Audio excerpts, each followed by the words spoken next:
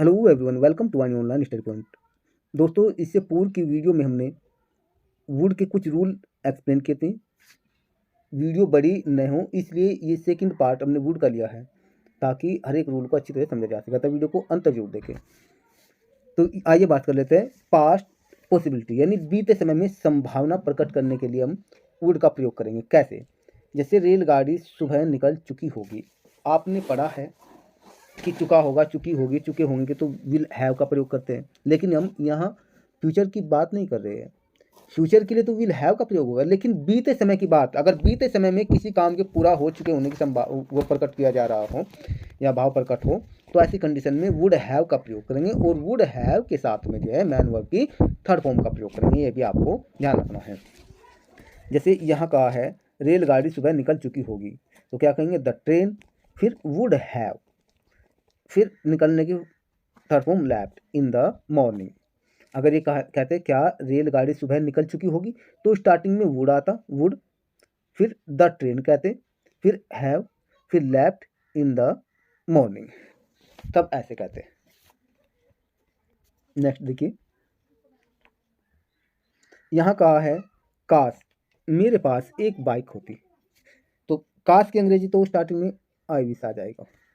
मेरे पास एक बाइक होती या मैं एक बाइक रखता, तो क्या कहेंगे? आई वुड हैव लगाइए। अब आप कहेंगे यहाँ वुड हैव लगा दिया, लेकिन यहाँ तो मैन वर्ब के थर्ड फॉर्म है नहीं, क्योंकि यहाँ बाइक रखने में कोई काम नहीं हो रहा है। केवल बाइक के रखने की बात की जा रही है, किसी वस्तु किसी सामान के रखने की बात की जा रही है, इसमें कोई काम नहीं हो रहा है। इसलिए वुड हैव के साथ में जो है नाउन लिख देंगे अ बाइक। काश मेरे पास एक बाइक होती, ठीक है। अगर ये कहते काश मेरे पास एक कार होती, आई wish I would have a car, तब ऐसे कहते। अगर कहते काश मैं एक बाइक खरीद लेता, काश मैं एक बाइक खरीद लेता, तब क्या क्या कहते? I wish I would have bought a bike, तब ये कहते वुड हैव के साथ में फिर आप खरीदने की थर्ड फॉर्म लगा देते। इसे भी कह सकते काश मैं एक बाइक खरीद चुका होता, I wish I would have bought a bike, ऐसे ट्रांसलेट करते। नेक्स्ट है वह अब तक पाठ याद कर चुकी होगी। अब यहाँ देखिए, वह अब तक यानी प्रेजेंट समय तक, वर्तमान समय तक, तब ऐसी कंडीशन में वुड हैव का प्रयोग करेंगे, न कि विल हैव का। फ्यूचर की बात नहीं की जा रही है। तो यहाँ क्या कहेंगे? सी, फिर वुड हैव, फिर याद करने की तरफ हम learn the lesson by now. अब तक की हो जाएगी बाई नाउ। नेक्स्ट है वह भाग चुका होता, वह भाग चुका होता, लेकिन पुलिस ने पकड़ लिया, लेकिन पुलिस ने पकड़ लिया। तो वह भाग चुका होता या वह भाग गया होता, इसे कैसे कहेंगे? ही, फिर would have, he would have run away, वह भाग चुका होता, लेकिन but the police arrested, police ने गिरफ्तार कर लिया, ऐसे कहेंगे। नेक्स्ट है आज वह, यहाँ वह दो बार आ चुका है, ये एक ही है, यहाँ पे ध्यान रखना आप, ये आपको ध्यान रखना है। आज वह ऑफिस जाता पर उसका मन नहीं कर रहा, आज वह ऑफिस जाता। अब यहाँ पे क्या कहा है?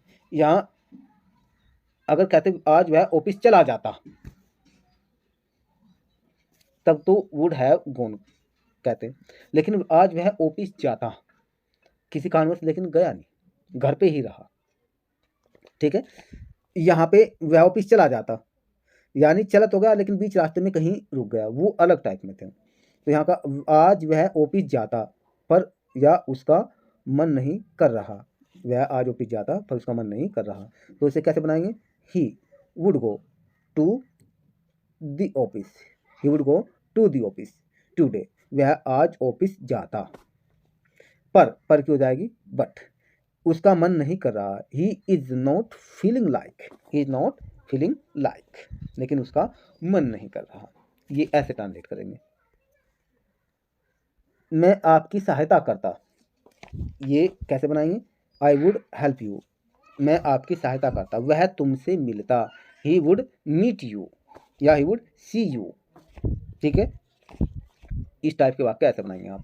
मैं 4 बजे उठता था, फिर घूमने जाता था। इसमें क्या है, सिंपल सी बात है, बीते समय में पास्ट में हैबिट को दर्शाया गया है। I would wake up at 4, I would wake up at 4, then फिर I would go to walk, तब ऐसे बना देंगे।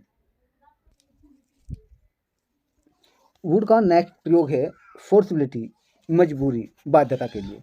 ये कैसी है, यदि बीते समय में किसी भी कार्य को करने की मजबूरी की संभावना हो तब वुड हैव का प्रयोग करते हैं, वुड हैव टू कहीं का प्रयोग करते हैं, वुड हैव टू।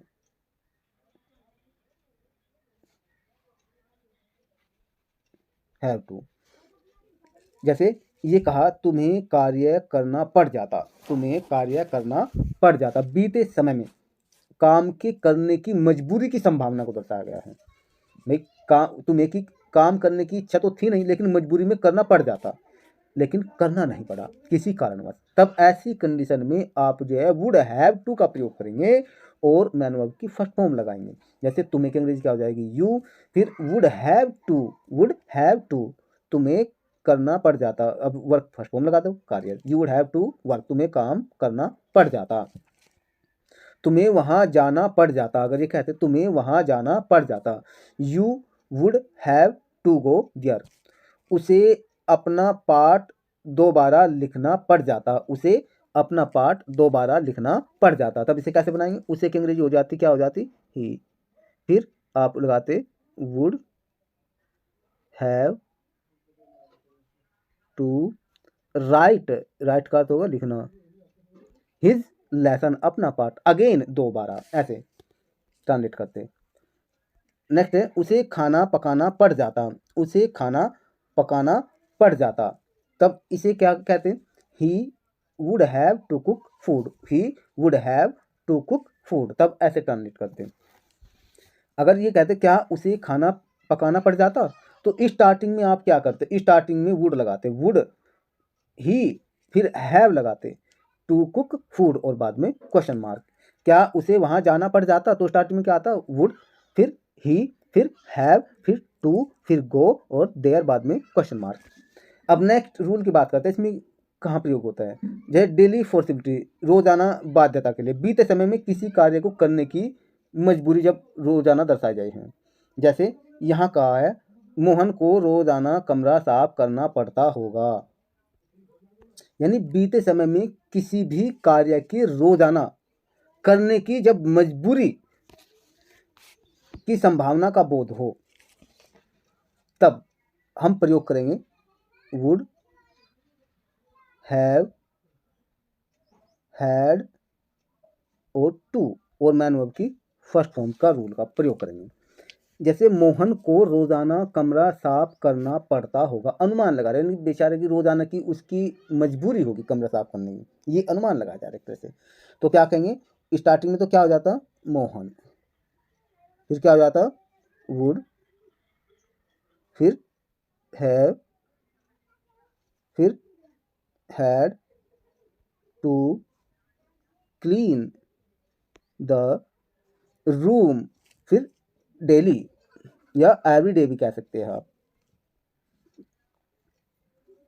नेक्स्ट है उन व्यक्तियों को गाड़ियां खाली करनी पड़ती होगी, बीते समय की बात कर रहे हैं, तो क्या कहेंगे, दोज पर्सन या दोज मैन भी कह सकते हैं, दोज पर्सन, फिर would have had to unload का अर्थ है खाली करना, द बसेज।